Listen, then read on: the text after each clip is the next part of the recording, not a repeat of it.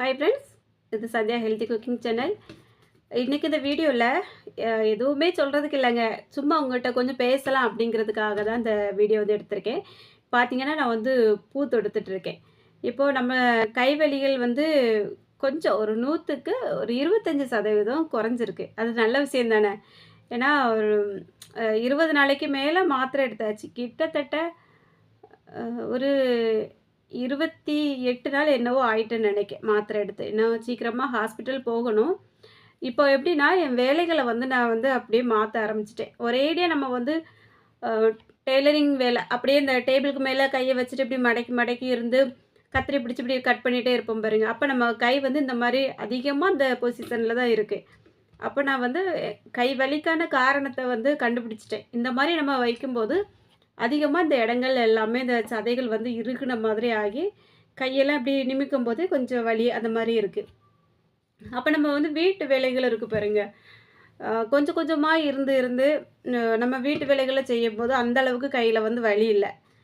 அது இல்லாம எனக்கு வந்து தெரிஞ்சவங்க ஒருத்தவங்க வந்து உண்மையாவே ரொம்ப அவங்களுக்கு நன்றி சொல்லணும். ஏன்னா, நான் ஒரு இடத்துக்கு போயிருந்தேன். ஒரு விசேஷ வீட்டுக்கு போயிருந்தேன். என் வீடியோவ பார்த்துட்டு அவங்க வந்து கையில அந்த ஊசியெல்லாம் குத்தியிருந்து பாருங்க. இப்போ ஓரளவுக்கு பரவால்ல. அந்த இடமே எப்படி தெரியுதுன்னு பாருங்க. தெரியுதா? ம். இந்த அளவுக்கு விரிவா இருக்கு பாருங்க புண்ணு. அந்த பட்டிருந்த இடம். ஊசி பட்டிருந்த இடம். இப்படி விரிஞ்சு இங்க இருந்து பாருங்க. அந்த விரல்ல உங்களுக்கு கிட்டத்தட்ட பார்த்தா தெரியும்னு நெனைக்கிறேன். இப்போ இவ்வளோ இடமுமே மொத்தமா அந்த தோல் எல்லாமே அப்படியே கருத்து, உள்ள வந்து ஒரு மாரி மரத்த மாரி திக்கா அந்த மாரி ஆயிட்டு. ஆனா இன்னுமே இந்த இடத்துல வந்து இப்படி இருத்தி அழுத்திட்டோம் அப்படின்னா கொஞ்சம் வலி இருக்க தான் செய்யுது. ஆனா நான் வந்து வீடியோல போட்டிருந்தேன் பார்த்தீங்களா? யாராவது 1, 2 பேர் நல்ல மனசுள்ளவங்களாவது என்ன வந்து வாழ்த்துவாங்க அப்படிங்கிறதுக்காக தான் நான் அந்த வீடியோல வந்து ஒரு சில நேரம் அந்த மனசு கஷ்டமா இருந்தாலும் சொல்லுவேன். அதனால அந்த வீடியோவ பார்த்துட்டு நம்ம விசேஷ வீட்டுக்கு போனோம் பாருங்க. அங்க போயிருந்த இடத்துல மெனக்கெட்டு என் கைய இப்படி பிடிச்சு பார்த்து, "கை எப்படி இருக்கு? பரவாயில்லையா? கொஞ்சம் கவனமா வேலை செஞ்சிருக்கலாம்ல?" அப்படின்னுட்டு ஒருத்தவங்க கேட்டாங்க. கேட்டது யாரா இருக்கும்னு நினைக்கிறீங்க? என்ன மாரி டெய்லர் நினைக்கிறீங்களா? இல்ல நம்மள மாரி நார்மலா இருக்கக்கூடியவங்க நினைக்கிறீங்களா? கண்டிப்பா இல்ல. அவங்க வந்து ஒரு ஸ்கூலோட ஹெச்எம். ஹெச்எம் வந்து அ ரொம்ப நாளாவே தெரியும். எப்படின்னா பிள்ளைங்க வந்து ஸ்கூலுக்கு போவாங்கல்ல, அதுலேருந்தே தெரியும். அவங்கள நம்ம என்ன பத்தி அவங்களுக்கு தெரியும். அவங்கள பத்தியும் எங்களுக்கு தெரியும். ஆனா நான் வந்து என்னோட வீடியோஸ் எல்லாமே அவங்க பார்ப்பாங்க அப்படிங்கிறத வந்து நெனச்சு கூட பார்க்கல. ஆனா எனக்கு ரொம்ப ஒரு சந்தோஷமா இருந்தது. இந்த அளவுக்கு வந்து அவங்க படிச்சு ஒரு ஹெச்எம்மா இருக்கிறவங்க, அவங்களோட அ எப்படின்னா, ஒரு சில பேர் வந்து கம்மியா படிச்சாலே பார்த்தீங்கன்னா, ஒரு மாரி தலக்கணமா பேசுவாங்க. இப்ப நான்லாம் ரொம்ப படிக்கல. 8ஆம் கிளாஸ் தான் படிச்சிருக்கேன். இருந்தாலும் ஒரு சில நேரங்கள்ல நம்ம இன்னும் கொஞ்சம் படிச்சிருக்கலாமோ! அப்பிடின்ட்டு ஒரு சில ஞாபகங்கள் வரதான் செய்யும். நம்ம வந்து நெறைய பேர்ட்ட படிச்சவங்கட்ட போய் ரொம்ப பேசுறதுக்கு ரொம்ப கூச்சப்படுவோம். ஏன்னா, அவங்க வந்து கொஞ்சம் வித்தியாசமா பேசும்போது, ஏதாவது ஒண்ணு சொல்லும்போது அத பத்தி நமக்கு புரியாது. அந்த டைம்லலாம் கூச்சப்பட்டு நம்ம இன்னும் கொஞ்சம் படிச்சிருக்கலாமோ! அப்பிடின்னுட்டு அந்த இடத்துல விட்டு அப்படியே கொஞ்சம் கூச்ச சுபாவமா நம்ம வந்து அப்படியே ஒதுங்கி தான் போவோம். இவங்கட்டலாம் நம்ம போய் கொஞ்சம் பேச முடியாது, கஷ்டமா இருக்கும் அப்டின்னுட்டு. ஆனா, அதெல்லாமே பொருட்படுத்தாம அவங்க வந்து நம்ம கைய வந்து அப்படியே புடிச்சு, "எப்படி இருக்கு? பரவாயில்லையா?" அப்படின்னுட்டு கேட்கும்போது எனக்கு ரொம்ப மனசுக்கு ஒரு மாதிரி இருந்து. அந்த இடத்துல உண்மையாவே எனக்கு இந்த ஆனந்த கண்ணீர் அப்படின்னு சொல்லுவாங்கல்ல, அந்த மாரி ஒரு சூழ்நிலை தான் வந்துச்சு. ஆனா வெளியில காட்டிக்கல. சரி பரவாயில்லன்னிட்டு பேசிட்டு எடுத்துட்டு வந்தேன். ஆனா, அவங்களே எனக்கு வந்து கை வலி குறையிறதுக்கு ரொம்ப டிப்ஸ் வந்து சொன்னாங்க. எப்படின்னா, வீட்டு வேலைகள வந்து கொஞ்சம் கொஞ்சமா செய்யுங்க. மற்றபடி எக்ஸர்சைஸ்ல தான் குறையணும். மாத்திரை நெறைய எடுக்கிறத விட எக்ஸர்சைஸ்ல சீக்கிரமா குறையும். ஏன்னா, அவங்களுக்கு இந்த மாரி வந்து பிரச்சனைகள் இருக்குதாம். அதனால சீக்கிரமா குறைஞ்சிரும். நல்லா வேலைகள் வந்து செய்யுங்க. நீங்க முன்னாடி செஞ்சுட்டு விட்ட வேலைகள் எல்லாமே திரும்ப செய்யுங்க அப்படின்னுட்டு சொன்னாங்க. உண்மையாவே எனக்கு வந்து ரொம்ப மனசுக்கு ஒரு ஆறுதல் போல தான் இருந்தது. ஏன்னா, கடவுள் வந்து யாராவது ஒருத்தர் உருவத்தில தான் வந்து நமக்கு வந்து ஆறுதல் சொல்ல வருவாங்க. நம்ம வந்து கொஞ்சம் கஷ்டமா இருக்கச்சு எப்படியாவது ஒரு வழியில நமக்கு யாராவது ஒரு ஆறுதல் சொல்லுவாங்க. மனசுக்கு நல்லா தான் இருக்கும். அந்த மாரி தான் எனக்கு அன்னைக்கு தோணுச்சு. ஏன்னா, அவங்களே நான் பார்த்ததுமே கேட்டேன். அவங்கள பார்க்கும்போதே எனக்கு கொஞ்சம் வித்தியாசமா தெரிஞ்சு முன்னாடி பார்த்ததுக்கு. அப்போ அவங்க சொன்னாங்க, "உங்களுக்கு இருக்கிற அதே பிரச்சனை தான் எனக்கு இருக்கு" அப்படின்னுட்டு. ஐயய்யோன்ட்டு எனக்கும் மனசுக்கு கொஞ்சம் கஷ்டமா தான் இருந்தது. இப்படி இருக்குதே அப்படின்னிட்டு. நம்மட்ட இதுக்கு முன்னாடி வந்து அவங்க துணியெல்லாம் தைக்கக்கு வந்திருக்காங்க. அப்போ நம்மள பத்தி ரொம்ப தெரியும் அவங்களுக்கு. நம்ம எப்படி வேலை செய்வோம் எல்லாமே. இப்போ வந்து வேலையும் செய்ய முடியல அப்படின்ட்டு சொல்லி வருத்தப்பட்டதுமே நெறைய டிப்ஸ் வந்து குடுத்தாங்க. இந்த மாதிரி இப்படி இப்படி பண்ணுங்க, இப்படி எக்சர்சைஸ் பண்ணுங்க. டாக்டர் அதே மாரி தான் குடுத்துருக்காங்க. இருந்தாலும் பரவால்ல. அவங்க சொன்னது எனக்கு ரொம்ப ஒரு திருப்தியா இருந்தது. ஏன்னா, நம்மளே மாரி ஒரு பிரச்சனையில இருந்து அந்த எக்சர்சைஸ் எல்லாம் பண்ணி வெளில வந்திருக்கும்போது, அவங்க சொல்லும்போது நம்மளுக்கு இன்னும் கொஞ்சம் ஆறுதலா இருக்கும்ல. அந்த மாரி தான் இருந்தாலும் பரவால்ல. இதில ஒரே விஷயம் என்னன்னா, ஒரு சில பேரு நம்ம வந்து கஷ்டப்படும்போது நம்மள பார்த்து சிரிக்கிறதுக்கு ரெடியா இருக்காங்க பாருங்க. ஆனா அந்த மாரி இல்லாம இவ்வளோ படிச்சதுக்கப்புறம் நமக்கு வந்து இறங்கி வந்து ஒரு ஆறுதல் சொல்லக்கூடிய மாதிரி இருக்காங்க பார்த்தீங்களா? உண்மையிலே அவங்கள பாராட்ட தான் செய்யணும். நீங்க வந்து பார்த்துட்டு இருந்தீங்கன்னா, உங்க பேர வந்து சொல்ல விரும்பல. ஏன்னா, அ சொல்றதா இல்லையான்னு தெரியல. சொல்லலைன்னு வருத்தம் பட்டுறாதீங்க. ஒருவேளை நீங்க பார்த்தீங்கன்னா, இதில வந்து ஒரு கமெண்ட் மட்டும் போட்டுருங்க. ஏன்னா, எனக்கு கொஞ்சம் சந்தோஷமா இருக்கும். பார்த்துருக்கீங்க அப்படின்னிட்டு. அவ்வளோதான். வேற ஒண்ணுமே பெரிய விஷயம் இல்லங்க சொல்றதுக்கு. ஒருத்தர் கஷ்டப்பட்டுட்டு இருக்கும்போது தான் வந்து அவங்களுக்கு ஏதாவது ஒரு ஆறுதல் வந்து குடுக்கணும். ஆனா நெறைய பேர் வந்து மனச கஷ்டப்படுத்துற மாரி தான் இப்பவும் பேசிட்டு இருக்காங்க. என்ன அப்படின்னா, நம்ம வந்து வேலை செய்ய முடியல இப்போ. நெறைய செய்ய முடியல. அப்போ என்ன முடியாது அப்படின்னு சொல்லி விட்டோம் அப்படின்னா, உடனே கேட்பாங்க. அந்த இப்போ என்னால செய்ய முடியலங்க. துணி வாங்கையில. நான் வந்து கொஞ்சம் கொஞ்சம் தான் செஞ்சுட்ருக்கேன். வீட்ல உள்ள துணிகள் தான் தச்சுட்ருக்கேன் அப்படின்னதுமே என்ன கேட்பாங்க தெரியுமா? அடுத்த லைன். அப்போ ஒருத்தருக்குமே தைக்கலையா? ஒருத்தர்கிட்டயுமே வாங்கலையா? அப்படின்னிக்கிட்டு ஒரு கொஸ்டின். ஒரு மாதிரி அந்த அவங்க கேட்குறதே வித்தியாசமா இருக்கும். ஒருத்தருக்குமே எப்படிங்க தைக்க முடியாம இருக்கும்? நான் வந்து எனக்கு துணி தைக்க தெரியும். எனக்கு தைப்பேன். என் பிள்ளைங்களுக்கு தைப்பேன். அப்படியாவது நான் தைக்க தானே செய்வேன். அதுக்கு நான் வெளியில கொண்டு குடுக்கவா முடியும்? உடனே அந்த மாரி கொஸ்டின் எல்லாம் கேட்கும்போது மனசு எவ்வளோ கஷ்டமா இருக்கு. இதெல்லாம் யோசிச்சு பார்த்துட்டு யாருமே கேட்க மாட்டேங்கிறீங்க. முடிஞ்சா நான் தச்சு தானே குடுப்பேன். என்னால முடியாத சூழ்நிலைகள்ல தான் நான் இப்போ 1 மாசத்துக்கு மேல கம்ப்ளீட்டா முடியாம அப்படி இருந்து ரெஸ்ட் எடுத்துட்டு இருக்கேன். அதுவும் இன்னைக்கு பாருங்க கொஞ்சம் பரவால்ல போல இருந்தது. ஒரு 100க்கு 25% என்னோட கை வலி வந்து குறைஞ்சிருக்கு.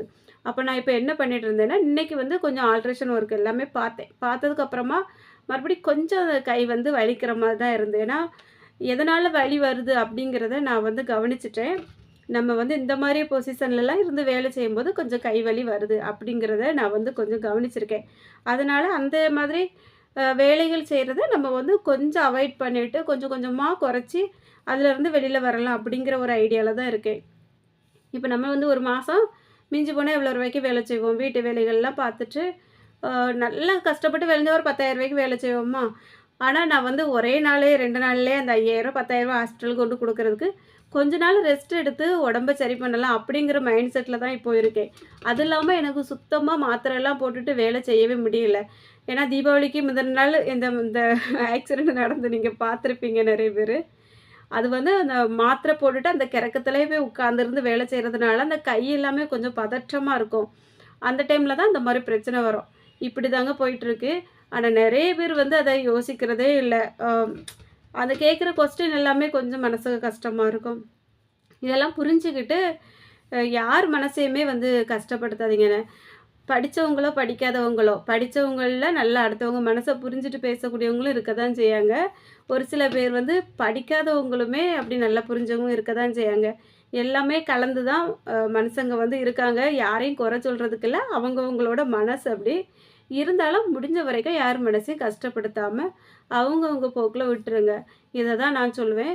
இப்ப பார்த்தீங்கன்னா, நான் அன்னைக்கு முன்னாடிலாம் எனக்கு இந்த பூ கட்டுறதுக்கு டைமே கிடைக்காது. இப்போ வந்து கொஞ்சம் ரிலாக்ஸா இருந்து, அந்த கவனங்கள் வந்து அங்கங்க போகும் பாருங்க. இப்போ இந்த பூ தொடுக்கும்போது, இப்படியே இந்த பூவெல்லாம் ஒவ்வொரு சைஸா பார்த்து, பார்த்து எடுத்து வச்சு நம்ம இப்படி வந்து கட்டிட்டுருப்போங்க. அப்போ எனக்கு இந்த கவனம் வந்து ஒரே மாதிரி இருக்கு. அதனால அந்த பூ கட்டுறது வந்து டெய்லி இப்போ கொஞ்சம், கொஞ்சம் எடுத்து கட்டிட்டுருக்கேன். விலைக்கெல்லாம் வாங்குறதில்ல. தங்கச்சி வீட்ல உள்ள பூ தான். அந்த வேலைகள் செய்றதா இருக்கட்டும், கொஞ்ச நேரம் சமையல் வேலை செஞ்சேன்னா, அதுக்கப்புறம் கொஞ்ச நேரம் ரெஸ்ட் எடுப்பேன். அதுக்கப்புறமா அந்த பிள்ளைங்கள ரொம்ப வேலை செஞ்சு தாங்க அப்படின்னுட்டு இப்போ வந்து சொல்றதில்ல. முன்னாடி வந்து மிஷின்லேயே போய் உட்காந்துட்டு ஒரேடியா எதையாவது பிள்ளைங்கள அத செய்யுங்க, இத செய்யுங்க அப்படின்ட்டு சொல்லி சொல்லி சொல்ல தான் செய்வேன். இப்போ வந்து நம்ம வந்து பழைய மாதிரி வரணும் அப்படிங்கிற மாரி தான் எனக்கு மனசுல தோணிட்டுருக்கு. நல்ல டெய்லரா இருக்கிறத விட, நல்ல அம்மாவாவும், நல்ல குடும்ப பெண்ணாவும் இருக்கலாம் அப்படிங்கிற மாரி தான் எனக்கு இப்போ தோணிட்டுருக்கு. ஏன்னா, சமையலே பண்ண முடியாத ஒரு சூழ்நிலையில ஆயிட்டேன். விளக்குமாறு பிடிச்சு வீடு தூக்க முடியாது. தண்ணி குடம் தூக்க முடியல. ஒரு அவசரத்துக்கு ஒரு சொம்பு தண்ணி கூட இந்த கையில தூக்க முடியாம இந்த அளவுக்கு தான் நான் அந்த அளவுக்கு கஷ்டப்பட்டேன். அப்போ நான் எனக்கு டெய்லரிங் வேலையா? இல்ல பிள்ளைங்களுக்கு நல்ல சாப்பாடு பண்ணி குடுக்கணுமா? அப்படின்னுட்டு எல்லாத்தையுமே குழப்புனா, எனக்கு பிள்ளைங்கள நல்லா பார்க்கணும். நம்ம ஃபேமிலிய நல்லா கவனிச்சுக்கிடணும். அப்படிங்கிற மாரி ஒரு எண்ணம் தான் இருக்கு. இன்னுமே கொஞ்ச நாள் இந்த மாரி நம்ம கொண்டு போயிட்டோம், பழக்கப்படுத்திட்டோம் அப்படின்னா, அதுக்கப்புறமா நமக்கு எந்த அளவுக்கு முடியுதோ, அதுவரைக்கும் நம்ம டெய்லரிங் வேலைய கொண்டுட்டு போலாம் அப்படிங்கிற மாரி தான் தோணிட்டுருக்கு. உண்மையாவே டெய்லரிங் வேலை இல்லன்னா, என் குடும்பம் ரொம்ப கஷ்டப்பட்டுருக்கேன். நம்ம உள்ளத எப்பவுமே சொல்லி ஆகணும். அந்த அளவுக்கு ஒரு நாளையிலே 8 ப்ளவுஸ், 10 ப்ளவுஸ் எல்லாம் நான் தச்சிருக்கேன். அவசர நேரத்தில இருந்து தச்சிருக்கேன். அந்த மாரி தச்சதுனால தான் என் வீட்ல நெறைய பிரச்சனைகள் எல்லாமே நான் சரி பண்ணி கொண்டுட்டு வந்தேன். இப்போ ஒருத்தரோட வருமானம் மட்டுமே பத்தாது. எங்க ஃபேமிலிய பொறுத்தவரைக்குமே செலவு அப்படிங்கிறது அதிகமா வந்துட்டே தான் இருக்கும். நம்ம 1 மாசம் ஏதாவது விசேஷ வீடுகள் செலவு வந்தாலும், அடுத்த மாசம் ஹாஸ்பிட்டல் செலவு அந்த மாரி நெறைய வந்துட்டே தான் இருக்கும். அதெல்லாம் சமாளிக்கணும் அப்படின்னா, ஒருத்தரோட வருமானத்தில சமாளிக்க முடியாது. அதனால நான் கண்டிப்பா வேலை செஞ்சே ஆகணும் அப்படிங்கிற ஒரு சூழ்நிலையில தான் நான் டெய்லரிங் வேலை அ பழகி நான் நல்லா தச்சுட்டு தான் இருக்கேன். ஆனா, இப்பவும் எனக்கு ரொம்ப ஆசை இருக்கு. என்னால செஞ்ச வேலைய விட்டுட்டு இருக்கவும் முடியல. முடிஞ்ச வரைக்கும் அப்பப்ப நான் மிஷின்ல போய் கொஞ்சம் கொஞ்சம் ஏதாவது எடுத்து வச்சு தையல் போட்டுட்டு அப்படியே தான் இருந்துட்டு இருக்கேன். பிள்ளைங்க கொஞ்சம் ரெஸ்ட் குடுங்கம்மா, குடுங்கம்மான்னு தான் சொல்லிட்டு இருக்காங்க. இருந்தாலும் ஒரேடியா ரெஸ்ட் குடுத்தோன்னு வைங்களேன், சுத்தமா டச் விட்டு போயிரும். அதனால என்னால அந்த அளவுக்கு குடுக்க முடியாது. முடிஞ்ச வரைக்கும் நான் என்னால எவ்வளோ முடியுமோ அத செய்வேன். அது இல்லாம இந்த வீடியோ போடுறது இருக்கு பாருங்க டெலிவிஷன் சேனல்ல, அதுவும் அப்படியே நின்னுட்டு இருக்கு. நெறைய பேர் ஆர்வமா பார்த்துட்டு இருப்பீங்க. கண்டிப்பா அதுக்கும் நான் வீடியோ குடுக்கணும். அதெல்லாம் நம்மள ஒரு விதத்தில அது காப்பாத்தி விட்டுச்சு அப்படின்னு தான் சொல்லலாம். எதுவுமே நம்ம பட்ட கஷ்டத்துக்கு பலன் இல்லாம போகாது. பூ எந்த அளவுக்கு கட்டியிருக்கேன் பாருங்க. பேசி பேசி இந்த பூவையும் கட்டிட்டேன் பார்த்தீங்களா? அதனால தான் டைம் வேஸ்ட் பண்ண வேண்டாம் அப்படின்னுட்டு நான் உட்காந்து பூ தொடுத்துட்டே உங்கட்ட பேசிட்டு இருக்கேன். எனக்கு எப்பவுமே டைம் வேஸ்ட் பண்ணது பிடிக்கவே பிடிக்காது. எந்த டைமா இருந்தாலும் நான் அதில ஏதாவது நமக்கு ஒரு யூஸ்ஃபுல்லான வேலை இருக்கணும். அத செஞ்சா தான் அடுத்த அ நமக்கு நல்லது அப்படிங்கிற மாதிரி நான் ஒரு யூஸ்ஃபுல்லான வேலைகள் தான் எப்பவுமே செய்வேன். சும்மா இருந்து நேரம் போக்குறது, இந்த வாய் பார்க்குறது அந்த வேலைலாம் எனக்கு பிடிக்கவே செய்யாது. ஆனா ஒரு சில பேர் எப்படி இருக்காங்க அப்படின்னா, நம்மளால அவங்களுக்கு ஏதாவது நல்ல யூஸ் இருந்தது அப்படின்னா, நம்மள பெருமையா பேசுறாங்க. அப்படி இல்லன்னு வைங்களேன், நம்மளால அவங்களுக்கு யூஸே இல்லன்னா, ஒரு ஃபோனு கூட இருக்காது. நம்மள தேடவும் மாட்டாங்க. அதுக்கப்புறம் நம்மள பத்தி புரளி பேச ஆரம்பிச்சுருவாங்க. இந்த மாரி நெறைய பேரோட வாழ்க்கையில நடக்க தான் செய்யும்னு நெனைக்கேன். அது மாத்தவே முடியாத ஒரு விஷயம் தான். எல்லாருக்கும் நம்ம எப்பவுமே நல்லவங்களா இருக்கவே முடியாது. அ அது ஒரு பக்கம் நடந்துட்டே இருக்கும். நம்ம ஒரு பக்கம் நம்ம வேலைய பார்த்துட்ருப்போம். அடுத்தவங்க சொல்றதெல்லாம் இந்த காதுல வாங்கிட்டு, இந்த காதுல விடணும்பாங்கல்ல, அப்படிதான் விட்டுட்டு இப்போ போயிட்டு இருக்கோம்.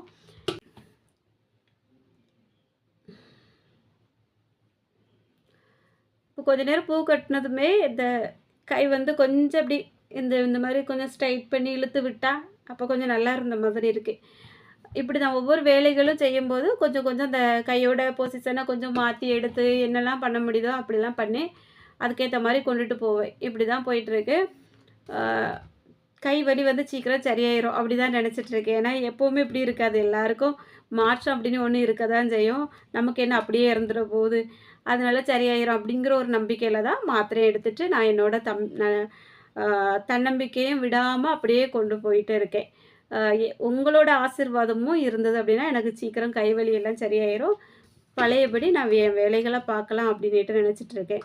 ஒரு சின்ன ஆறுதலுக்காக தான் நான் இந்த வீடியோ எடுத்திருக்கேன். அ இந்த வீடியோ உங்களுக்கு பிடிச்சிருக்கும் அப்படின்னா, மறக்காம ஒரு லைக் குடுத்துருங்க. நீங்க இன்னும் நம்ம சேனல சப்ஸ்கிரைப் பண்ணலன்னா, சப்ஸ்கிரைப் பண்ணிட்டு, பக்கத்துல இருக்க பெல் பட்டனையும் ஆன் பண்ணிருங்க. இவ்வளோ நேரமும் நான் பேசினதெல்லாம் பொறுமையா கேட்ட எல்லாருக்கும் ரொம்ப ரொம்ப நன்றி. தொடர்ந்து அடுத்த வீடியோல பார்க்கலாம். நன்றி, வணக்கம்.